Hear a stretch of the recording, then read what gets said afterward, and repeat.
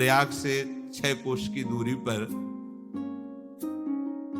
वहां श्री ठाकुर जी की सेवा का विस्तार करके नारायण दास जी नाम के एक संत थे।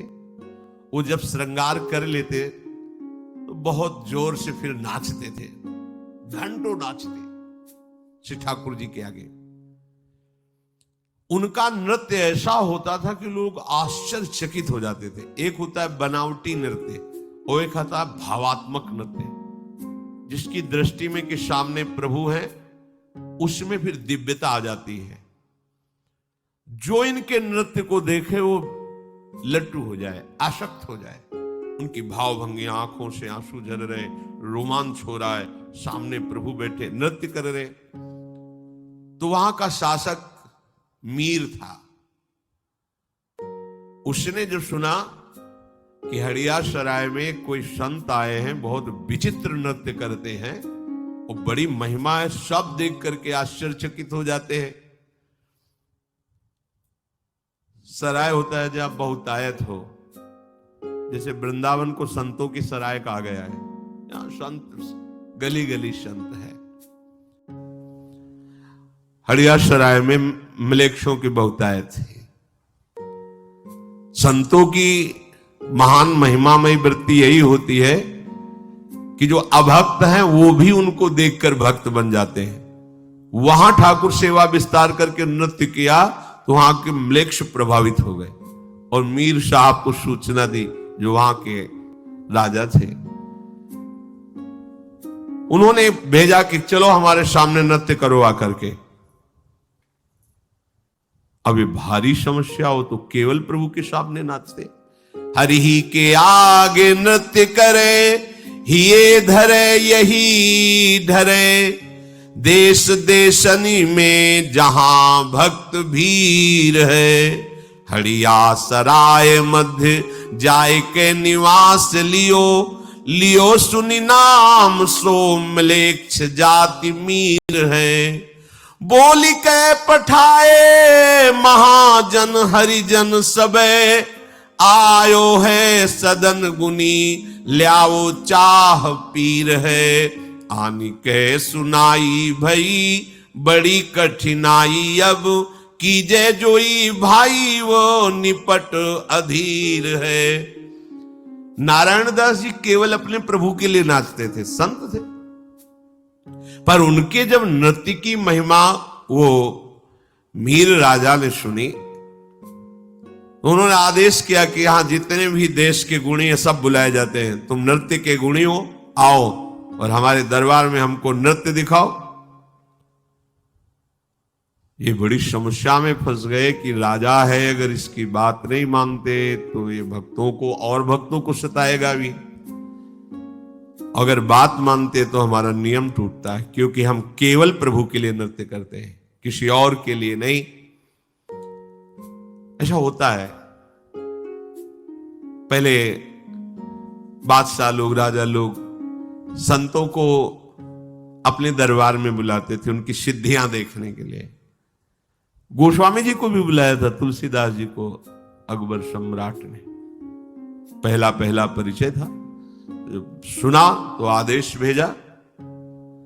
संतों को लगता था कि अगर नहीं जाएंगे तो ये संत द्रोह ना पैदा कर दे, संतों को मारना, संतों को सताना, इसलिए अगर हमारे जाने से राजी हो जाए तो चलो। संतों की भावना पुष्ट हो जाए इसलिए महापुरुष जन जाते थे, कोई डरते नहीं थे। गए ना कोई प्रणाम ना कोई नमस्कार, जो भगवान के भक्त होते हैं बैठा लो, थोड़ा भक्त हृदय भी। चमत्कार दिखाओ, आप सिद्ध संत हो हिंदू धर्म के, चमत्कार दिखाओ। तो उनका हमें तो कोई चमत्कार आता नहीं, हम तो राम राम राम जपते, जो प्रभु दे देते हैं पा लेते हैं, हमें तो कोई चमत्कार। बोले हमने सुना है तुम सिद्ध पुरुष हो, चमत्कार दिखाओ, हमारी आज्ञा का उल्लंघन मत करो। तो उनका वास्तविक मुझे कोई चमत्कार नहीं आता है। और वास्तविक जो भक्त है उनके, उनका हमारी आज्ञा का उल्लंघन का मतलब समझते हो? हमें आता ही नहीं तो हम क्या आपको दिखाएं, हम तो बस राम राम राम इतने जानते हैं। बोले नहीं, मैं जाओ इनको जेल में बंद करो, खाना पीना बंद कर दो इनका। बंद कर, जेल में बंद। गोस्वामी जी ने हनुमान जी से कहा कि हमें जेल वेल से तो कोई परेशानी है नहीं, चाहे आप गंगा किनारे रखो चाहे जेल में रखो, तो हमें तो सियाराम ही कहना है, पर आप अपनी इज्जत देख लो। क्या इज्जत? आप सियाराम के दास, हम सियाराम के दास, बादशाह में जेल में बंद करवा दिया आप। वही हनुमान बाण की रचना, हनु हनु हनुमंत हठीले बह रही मार वज्र के की, करोड़ों अरबों बानर प्रकट हो गया। यहां एक बंदर नहीं दिखाया, अरबों बानर विध्वंस मचा दिया दिल्ली में। बादशाह के महल में हजारों जितने सैनिक अंग रक्षक उठा, उनको कोई जरूरत है बंदूक की क्या? अब सैनिक लिए खड़े, पीछे से आग चढ़े, मुंह भरा गिरा, एक से एक बलवान बाण, हाहाकार मच गया। मिनट भर में सूचना गई कि उस फकीर को बाहर निकालो, विध्वंस हो जाएगी पूरी दिल्ली।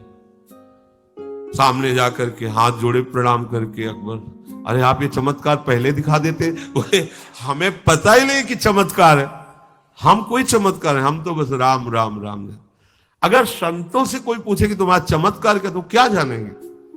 अब राधा राधा कहते हैं, उनकी जूठन पाके जी रहे, अब क्या चमत्कार है? वो करे जो तुम्हारे ऊपर करे, हमें क्या? वो कोई कहते हैं हमने स्वप्न में देखा, आप ये, हम क्या जाने, मालिक जाने। वो क्या तुम्हें स्वप्न में समझा रहे हो, क्या जागृत में समझा रहे? नारायण दास जी के सामने बड़ी समस्या हो गई कि राजा की आज्ञा, और वो भी म्लेच्छ धर्मावलंबी, अगर हम नहीं जाते तो संतों के प्रति अश्रद्धा करके कहीं अनर्थ न कर दे, और अगर जाते तो मेरे जीवन भर की निष्ठा में पानी फिर जाएगा। जब उपासक कभी ऐसी समस्या में पड़ता है तो फिर सीधे भगवान से सलाह लेता है। नारायण दास जी ने भगवान से कहा कि अभी आप ही उपाय बताओ, क्योंकि आपको मैं वहां ले नहीं जा सकता। भैया कि प्रभु का सिंहासन रखकर प्रभु को विराजमान कर, उनको ना ऐसी सभा में कैसे ले जाए?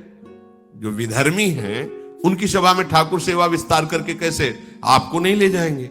बहुत प्यार करते हैं भक्तजन अपने सेवा से, ऐसा नहीं कि कहीं भी नहीं, आप हमें दंड दे दो, आप हमें जो चाहो, हमारे ठाकुर को हम देखने भी नहीं देंगे तुम्हें, इतना प्यार होता है। कोकिल साईं जी सबको अपने ठाकुर जी के दर्शन नहीं कराते थे, पता नहीं कौन क्या मांग ले ठाकुर जी से, मेरे ठाकुर जी को परेशानी होगी इसलिए चुने हुए भक्त को ही दर्शन कराते थे, जो कोई मांगे ना, और कहते थे कुछ मांगना नहीं, हम आराम से खवा पिया बैठा लाए, आप कुछ मांगोगे उनको परेशान। अब कितना कोमल भाव, हमारे प्रभु से मांगना भी नहीं, उनको परेशान नहीं कर रहा है, हम उनको सुख देने के लिए है ना, हम उनको दुख देने के लिए थोड़ी है।